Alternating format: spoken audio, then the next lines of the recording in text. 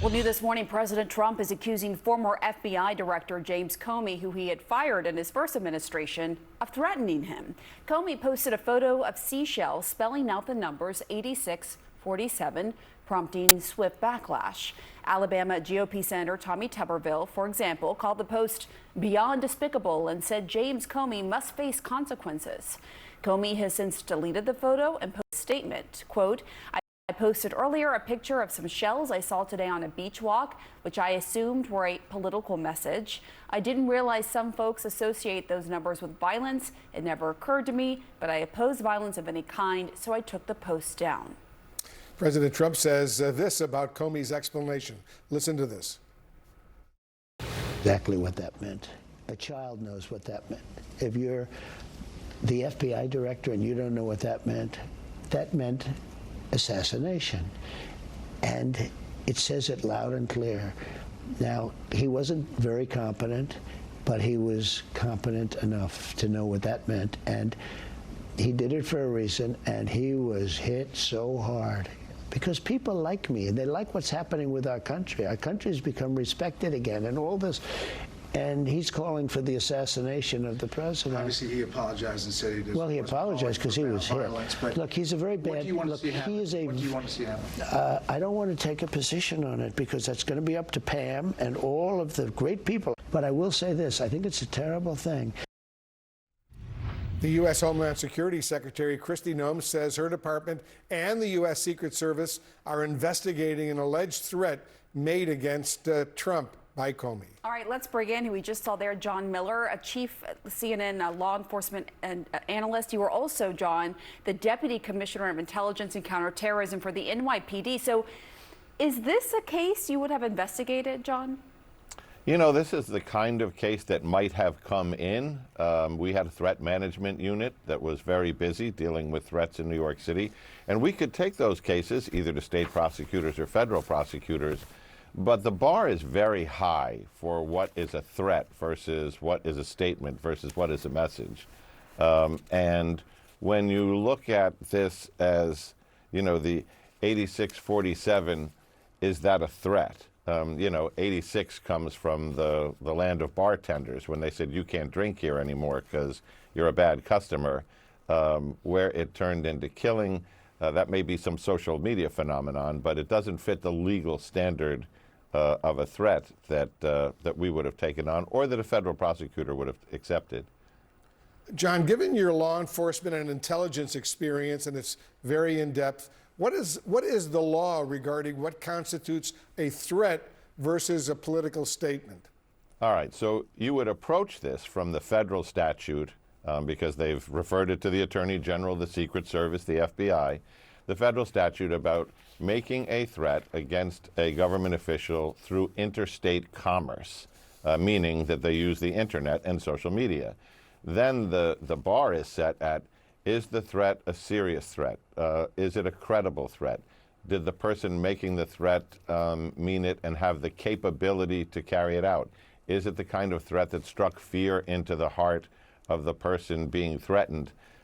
None of this seems to approach this bar. If I had brought this into the Southern District of New York as a threat, they would have said, we appreciate you stopping by, but we don't see a prosecution here. So what you see is a lot of hyperbole. But as my colleague Jim Murphy pointed out on this morning's news call, there are still stickers saying 86 Biden, meaning 8646, that are being sold on eBay. There's no call to say that those are threats. There's no investigation into eBay for selling them. They're available across the internet on other platforms. They're on sale at a reduced rate because he's not president anymore.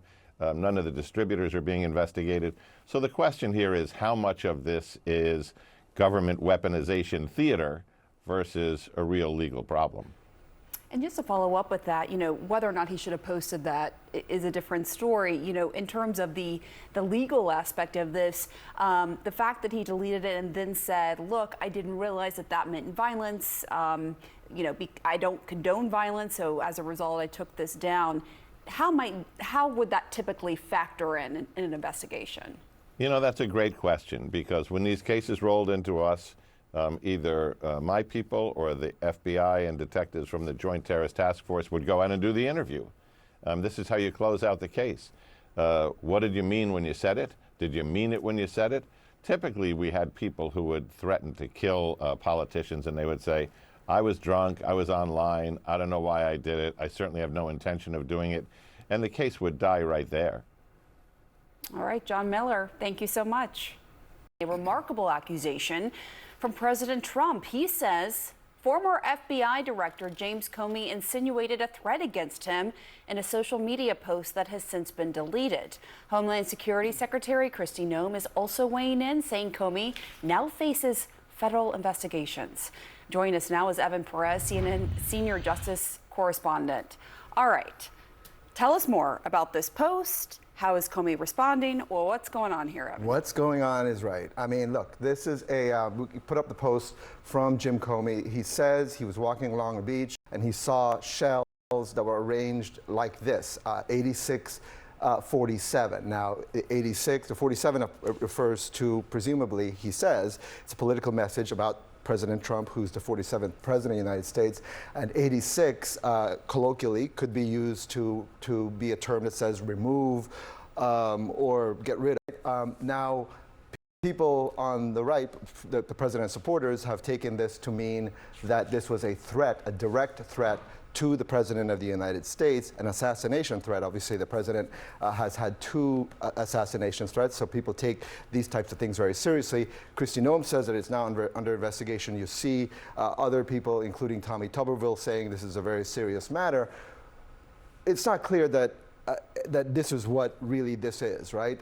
Jim Comey did respond to us. We reached out to him, and he referred us to a replacement post he put on social media in which he says, I didn't realize some folks associate those numbers with violence. It never occurred to me, but I oppose violence of any kind, so I took the post down. And so now the question is, what does this become? Is this a real investigation?